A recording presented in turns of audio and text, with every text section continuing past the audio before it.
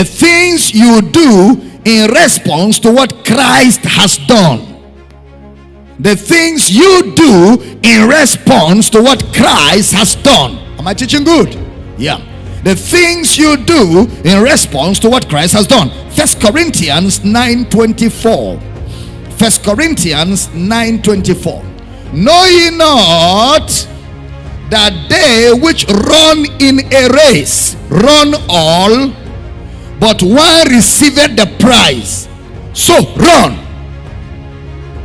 So run. That's an instruction.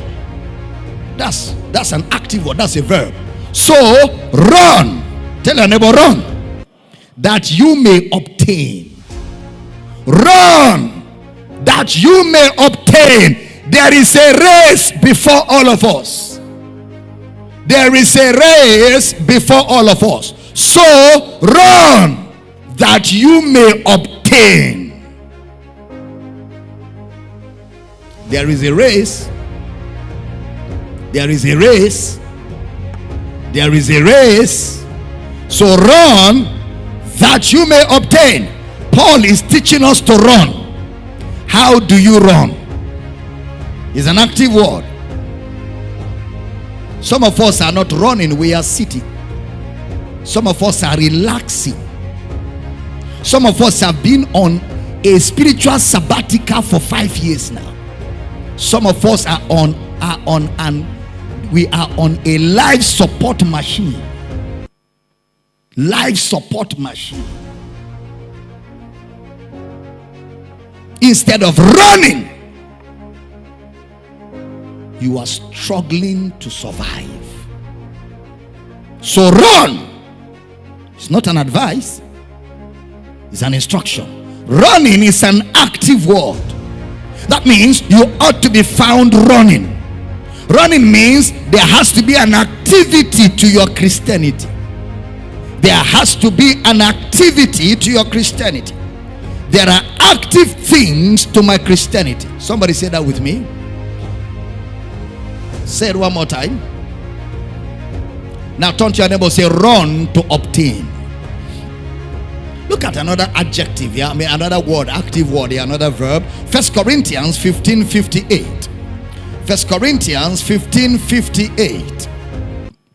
Therefore, my beloved brethren, be steadfast, unmovable, always, that's a word to underline, always abounding in the work of the Lord, in the work of the Lord, for as much as you know that your labor, underline the word labor, your labor is not in vain in the Lord.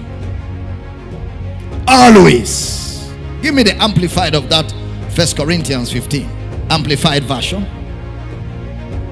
15:58.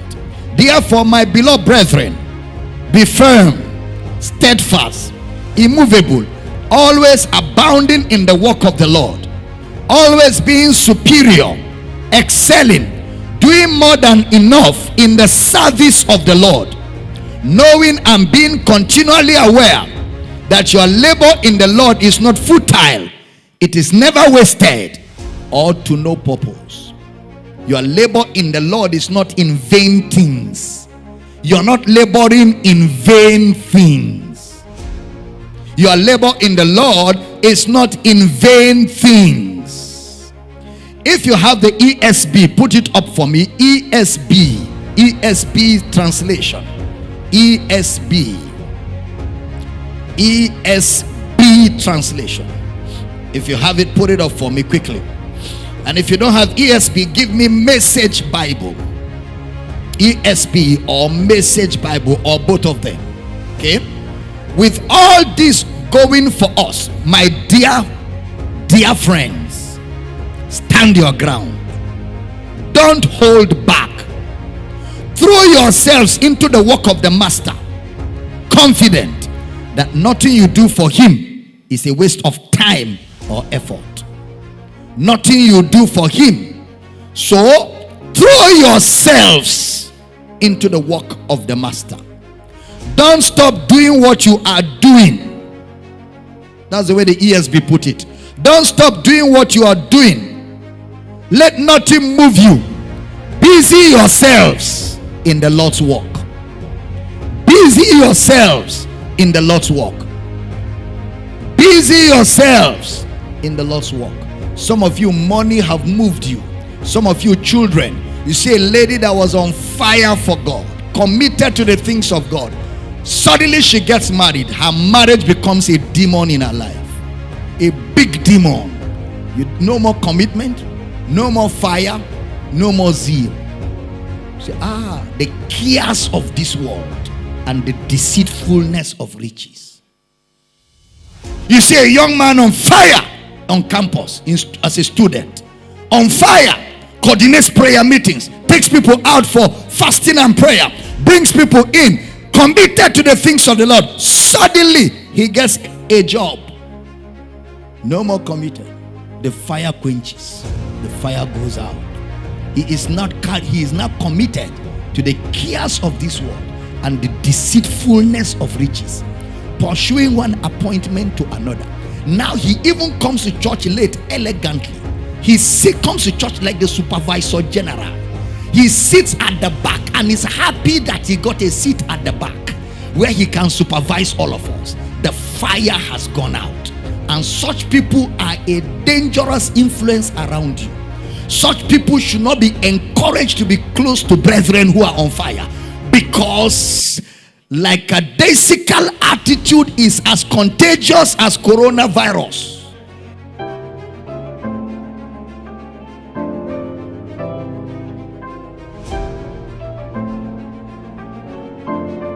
I want you to pay close attention to the things I'm going to be sharing this morning, because it's of the essence where you are concerned as a believer in Christ Jesus. Romans chapter 12 verse 11. I'm looking at serving the Lord. Serving the Lord. Serving the Lord.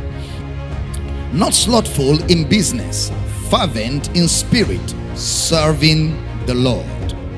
How do you serve the Lord? Romans chapter 1 verse 9. Romans chapter 1 verse number 9. Brother Paul writes to the church in Rome. He says, "For God is my witness, whom I serve with my spirit in the gospel of his Son."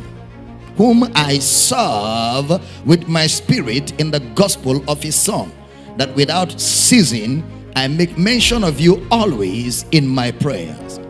I serve with my spirit. So, by the way, the word service in the Greek is the same root word for servant, diakonai. It means to be available to be used.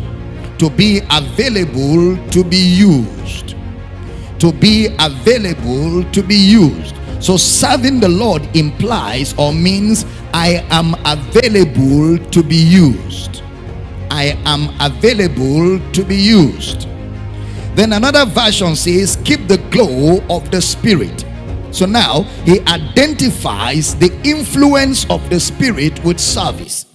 He identifies the influence of the Spirit with service. Now, please pay attention. That's why the first member of a man to serve the Lord is the Spirit. I serve the Lord with my spirit in the gospel. All right? My innermost being. That is, I am committed inside to serve the Lord. Inside me, in my innermost being. In Romans chapter 12 verse 2, Romans chapter 12 verse 2, Brother Paul will say, be not conformed to this world, but be transformed by the renewing of your mind, that you may prove what is that good and acceptable and perfect will of God. So, in other words, you serve the Lord with your mind.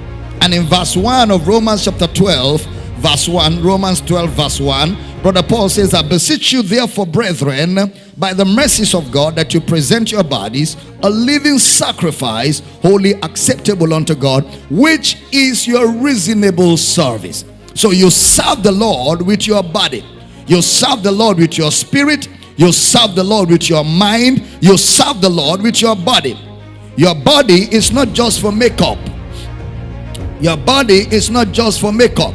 Your body is to be used by God because it was bought with a price. Your body is to be used by God because it was bought with a price. 1 Corinthians chapter 6 verse 20. 1 Corinthians chapter 6 verse number 20. For you are bought with a price. Therefore, glorify God in your body and in your spirit, which are God's. You make your body, your spirit, and your mind available to be used. Available to be used by God. Somebody said to me some time ago, you think I came to this church so that you people can use me? You cannot use me. Oh. If you cannot be used, then don't come to this church at all. If you are in this church at all, by being in this church, what you have said is, I'm available to be used. And we will use you to serve God. Somebody say, use me. Yeah.